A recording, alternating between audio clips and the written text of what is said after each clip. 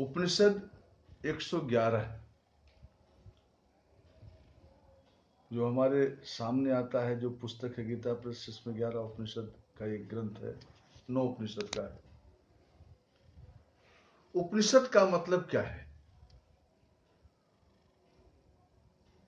उपनिषद शब्द क्यों पड़ा है? क्या मतलब उपनिषद का?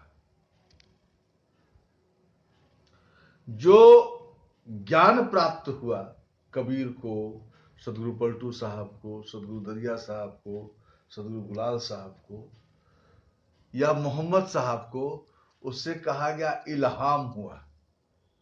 कहीं पढ़े लिखे नहीं, वह प्रकट हुआ। ऐसे ही उपनिषद के ऋषियों को, जो ऋषि थे हमारे, ऋषियों को जब तपस्या करते थे, समाधि में होते थे, तो यह सूत्र, यह ज्ञान प्रकट होता था, उतरता था। और जब उतरता था तो उस समय लेखनी नहीं थी कि लिखा जाए, न ऐसे कलम कागज की व्यवस्था थी। कबीर साहब के जो दोहे हैं, कबीर साहब भी पढ़े लिखे नहीं थे, तो निश्चित रूप से अपने शिष्यों को याद कराया होगा। तो ऋषि के समीप जो ब्राह्मण रहते थे, जो विद्या अर्जन करने लड़के जाते थे, उनको बैठाते थे। उपनिषद नजदीक बैठाते थे, नजदीक में बैठना। तो जो इल्हाम हुआ, जो ज्ञान की प्राप्ति हुई, वह सस्वर सूत्रों में, संस्कृत के मंत्रों में वो कहते थे। और उसी को एक बार सुनने में, एक श्रवणीय, 2 श्रवणीय, त्रिश्रवणीय, किसी शिष्य को एक बार सुनने से याद हो जाता था, किसी को 2 बार सुनने से याद होता था, किसी को 3 बार सुनने से याद होता था। लेकिन इन उपनिषद के सूत्रों का हर 15 दिन में पारायण होता था। अगर 45 दिन तक ना दोहराया जाए तो भूल जाता। तो जो शिष्य होते थे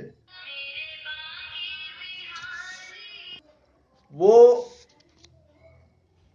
स्मरण कर लेते थे, याद कर लेते थे। और यह परंपरा चली आई, ये ब्राह्मणों की परंपरा चली आई। ऐसे नहीं ब्राह्मण होते। ब्राह्मणों का महत्व क्यों है? क्योंकि उन्होंने, जो हमारा सनातन धर्म है, जो ऋषियों द्वारा उच्चारित संस्कृत के मंत्र हैं, जो ज्ञानवर्धक मंत्र, उसको ढोने वाले, उसको लाने वाले ये ब्राह्मण देवता है, जो आज हमारे सामने प्रकट है। वो कॉपी किताब लेके नहीं, वो सुनते थे, सुन के आत्मसात करते थे, फिर वो अपने शिष्य को सुनाते थे, फिर वो अपने शिष्य को सुनाते थे। इस तरह से परंपरा चली आई उपनिषद की। ज्ञान को बांटा। दारा शिकोह औरंगजेब का भाई था, उसने उपनिषदों को वो ले गया, वो पारसी भाषा में अनुवाद कराया। हिंदू धर्म ग्रंथों का बड़ा प्रेमी था। औरंगजेब ने बुरी तरह मरवा दिया। इस तरह से परंपरा में चली आई है उपनिषद। लेकिन किसी भी उपनिषद में किसी ऋषि का नाम नहीं है। आप सोचो कि किसने लिखा इतनी बड़ी ज्ञान की बातें, तो किसी का नाम नहीं है। अभी हम एक कविता लिखते हैं तो ताली की आवश्यकता है, ताली बजाइए। अगर क्लैपिंग ना हो तो कभी लोग नाराज हो जाते हैं। कोशिश करते कितनी ताली बजे एक लाइन में, भले कचरा हो, कूड़ा हो, लेकिन ताली में वो प्रसन्न होते हैं। किसी ऋषि ने ताली बजवाई क्या? किसी ऋषि ने कोई आश्रम बना करके अपना नाम दिया, अब कि मैं यहां पैदा हुआ, ऐसे हुआ, ऐसे ऐसे विद्यार्जन किया? किसी ने अपना नहीं। जो ज्ञान का दान दिया, लेकिन कहीं नाम नहीं दिया। कोहनूर हीरे जैसे सूत्र, लेकिन कहीं हमें इस सदी के परम विद्वानों में मैं भूपेंद्र भाई पंड्या जी को मानता हूं। गजब के बोलते हैं और क्या विद्वता है, क्या वो मॉडर्न ढंग से समझाते हैं। उन्होंने एक कहानी सुनाई कि एक बालक था। मैं वो बालक का उम्र 20-22 साल बता रहा हूं, लेकिन वो वास्तव में 10 साल का था। 22 साल क्यों कहा, उसका भी कारण है। तो उस बालक का पिता मर गया। तो उसने अपनी मां से पूछा, मां, मैं रोटी खा रहा हूं, मक्खन खा रहा हूं, मेरे पिताजी क्या खाते होंगे? तो मां कहती थी, पिताजी खाते होंगे। वो वैसे जवाब दे देती, कहीं नहीं मां, मेरे पिताजी भूखे होंगे, हम अपने पिताजी को खिलाएंगे। अभी व्हाट्सएप पे एक आया था कि एक लड़की अपनी माँ से लड़ रही है कि हमारे पिताजी भूखे ऑफिस जाते हैं और नहीं आते हैं, तुम उनको सताती हो, तुम उनको बोलती हो। रो रही थी अपने पिता के लिए बुरी तरह से, प्रेम पिता के प्रति। तो जो बालक था उसे बहुत व्याकुल हुआ, कहा मैं अपने पिता को रोटी खिलाऊंगा, बाजरे की रोटी बनाओ। बाजरे की रोटी लिया, चटनी लिया, मक्खन लिया और लेकर के कपड़े में बांधा और वो लड़का चल दिया। जब गया तो रास्ते में एक राजा थे। राजा का 2 महल था और राजा के यहाँ वो लड़का पहुंच गया। Sleeping is not allowed, no no. लड़का गया, सुनो ध्यान से। तो राजा ने कहा कि बैठो बेटा, कहाँ जा रहे हो? तो उसने बताया कि हमारे पिताजी का मर गए, हमको मैं रोटी देने जा रहा हूँ, मक्खन देने जा रहा हूँ। तो पिताजी को, तो राजा ने कहा बहुत अच्छा बेटा, विश्राम करो, पानी धानी पियो और जाओ, लेकिन अपने भगवान से एक प्रश्न पूछ लेना कि तीसरा तल्ला मैं बनाता हूं, ये बनता नहीं, गिर जाता है, मैं क्या करूं? क्यों गिर जाता है? 2 तो बन गया, लेकिन तीसरी स्टोरी जब बनाता हूं तो गिर जाता है। कहा ठीक। वो लड़का और आगे बढ़ा गया, एक आम के वृक्ष के नीचे, धूप था तो वृक्ष के नीचे लेट गया। तो फिर उसने वृक्ष से जब छाया आया, खत्म मतलब हो गया, समझ निकलने लगा, तो वृक्ष ने कहा आपने यहां पर छाया ली, एक प्रश्न मेरा पूछ लेना भगवान से। तो उसने कहा पूछिए। तो वृक्ष ने कहा कि मेरे यहां फल लगता है, खूब बढ़िया है, लेकिन फल पकने से पहले सड़ के गिर जाता है। फल पकता क्यों नहीं? मैं किसी को दाल खिला नहीं पाता। कहा ठीक है, मैं प्रश्न कर लूंगा। आगे नदी पड़ी, नदी पे मगरमच्छ किनारे मुंह बैठा था। वो लड़का लिए गठरी अपना पहुंच गया, कहा हे देवता, हमको पार कर दो नदी के। मगरमच्छ ने कहा लोग हमसे डरते हैं और ये बालक चला आया लेकर के, इसको पार कराना है। तो कहा कि ठीक है, मैं पार करा दूंगा, बैठ जाओ मेरे पीठ पर। बैठ गया लड़का, नदी उस पार कर दिया। कहा बेटा एक काम करना, जा रहे हो भगवान से एक प्रश्न पूछ लेना कि मैं पानी में रहता हूं, लेकिन मेरे पेट में जलन बहुत होती है, बहुत जलन होती है, इसका क्या उपाय है? वो बालक गया, सरल था, सहज था, भगवान मिले, प्रतीकात्मक कहानी समझिए आप। और पिता को रोटी खिलाई। जब चलने लगा लड़का, तो लड़के ने भगवान से कहा भगवान 3 प्रश्न है हमारे पास, इसका उत्तर दे दीजिए, क्योंकि जिन्होंने मेरी सहायता की है उनको जवाब देना है। तो पूछा और आया, मगरमच्छ की पीठ पर फिर बैठ गया। मगरमच्छ ने वापस किया, पार किया। कहा पूछा आपने, क्या बताया भगवान ने? उसने कहा मैंने भगवान जी से पूछा, उन्होंने बताया कि मगरमच्छ के पेट में जलन इसलिए होता है क्योंकि ज्ञान को ये संग्रहित किया पिछले जन्म को। बड़ा भारी ज्ञानी था, लेकिन वो अपने ज्ञान को अपने भीतर दबा के रख लिया, कहीं बांटा नहीं। अच्छी चीज को, अच्छे ज्ञान को, जिससे लोगों का कल्याण हो, उसको बांटा नहीं, उपे गया खुद। कहा ठीक, लो ज्ञान मैं तुमको देता हूं। तो उस मगरमच्छ ने बच्चे को ज्ञान से भर दिया। आगे बच्चा बढ़ा, आम के वृक्ष के नीचे आया। फिर आम ने पूछा, क्या भाई पूछा भगवान से प्रश्न? कहा हाँ, उत्तर दिया है। भगवान ने कहा है कि इस आम के जड़ के नीचे विशाल कुएं में असरफी भरी है, सोने की असरफी है, और वो गरीबों में नहीं बांटता, उसको जो है दबाए हुए है, इसलिए सब सड़ जाता है। तो वृक्ष ने कहा मैं क्या करूंगा, खोद लो, निकाल लो। फिर उसने खोदा और असरफी लेकर के बोरा भर के चला, राजा के पास पहुंचा। राजा ने कहा कि बेटा प्रश्न का उत्तर मिला हमारे? कहा हाँ।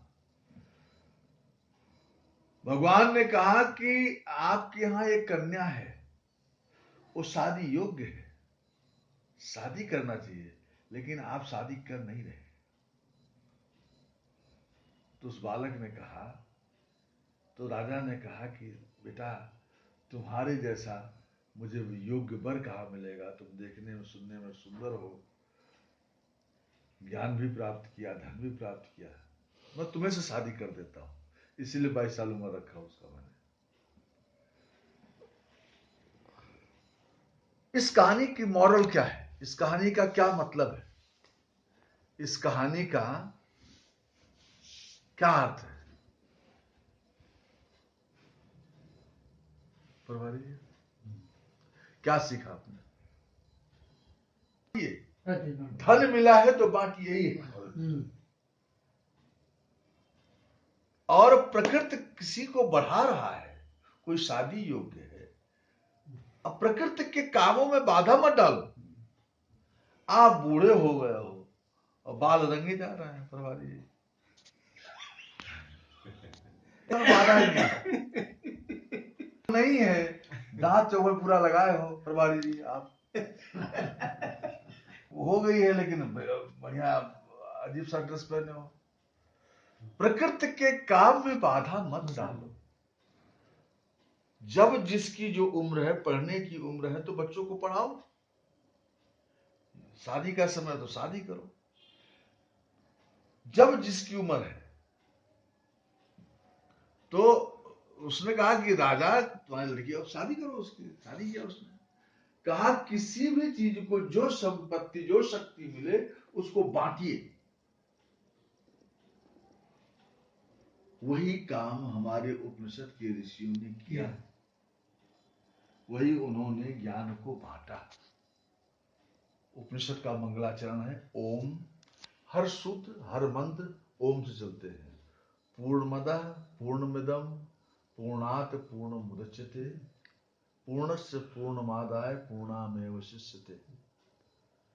पूर्ण में से पूर्ण निकालो, फिर पूर्ण ही बचता है। बैंक में आपने 2 लाख जमा किया और 1 लाख निकाला, तो कितना बचा? 1 लाख। 50,000 और निकाल लिया, 50 बचा, तो आप घट ही गए। लेकिन ऋषि कह रहे हैं कि पूर्ण में से पूर्ण निकालो, 5 लाख में से 5 लाख निकालो, 5 लाख बचता है। क्या मतलब इसका? पूर्ण में से पूर्ण निकालो, फिर पूर्ण ही बचता है, मिलता है।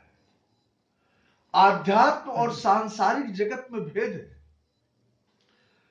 सांसारिक जगत में जो पैदा होता है उसे प्रोडक्टिविटी कहते हैं में, और इसमें सांसारिक जगत में भेद है। संसार में क्या है? जो फैक्ट्री पैदा करती है, जो मेडिकल जो मशीनें पैदा करती हैं, वो प्रोडक्टिविटी है, प्रोडक्शन है, उत्पादन है। जैसे मैं सरसों का तेल लेने गया, शीशी है वही, तो मैं देखा किसी में ज्यादा हो, किसी में कम नहीं, एक ही जैसी सब शीशी है। तो जो भी उत्पादित किया जाता है उसको निकालोगे, खर्च करोगे तो घटेगा। लेकिन परमात्मा ने उत्पादन नहीं किया है, परमात्मा ने सृजन किया है, वो कभी घटता नहीं। एक लड़की है, पूर्ण है, बच्चा हुआ, गर्भवती हुई, बालक आया पेट में, बाहर निकला, उसके बाद भी स्त्री पूर्ण है, महापूर्ण हो गई, वो मां भी बन गई, फिर वो बच्ची है, कुछ घटा? नहीं घटा।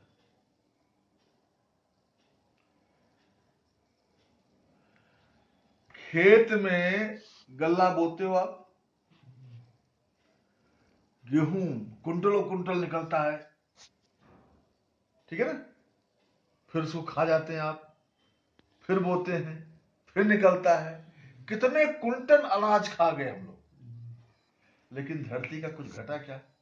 निकालो 10 कुंटल माटी निकालो, गड्ढा हो जाएगा, कुछ घटा? एक दाना डालते हो, कई दाना निकल आता है। एक आम का बीज है, आप गुठली डाल देते हो, वृक्ष होता है, फिर उसमें कई गुठलियां लगती हैं, और उस गुठली के बराबर उस हर गुठली में ताकत है, कुछ घटा? परमात्मा सृजित करता है, और परमात्मा द्वारा जो भी बनाया गया वो अनूठा है, अलग नहीं है। हम अगर इसका मॉडल बनावे, इसी कड़वा तेल की शीशी का कितना मॉडल बनाएंगे? 10, 20, 25, 7 अरब की आबादी है पूरे संसार की, लेकिन किसी का किसी से अंगूठे का निशान भी नहीं मिलता।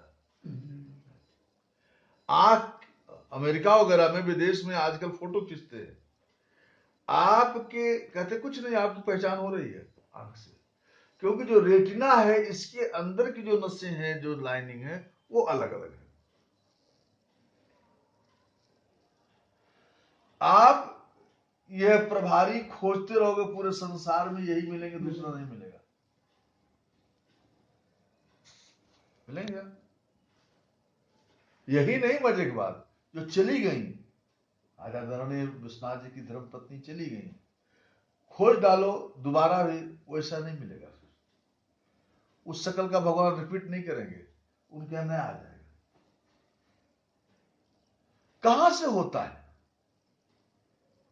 क्यों घटता नहीं? ओम पूर्णमदः पूर्णमिदं पूर्णात् पूर्णमुदच्यते पूर्णस्य पूर्णमादाय पूर्णमेवावशिष्यते, और पूर्ण में से पूर्ण निकालो, फिर पूर्ण बचता है, कहीं कुछ घटता बढ़ता नहीं। इसलिए ऋषि कहते ओम शांति शांति शांति।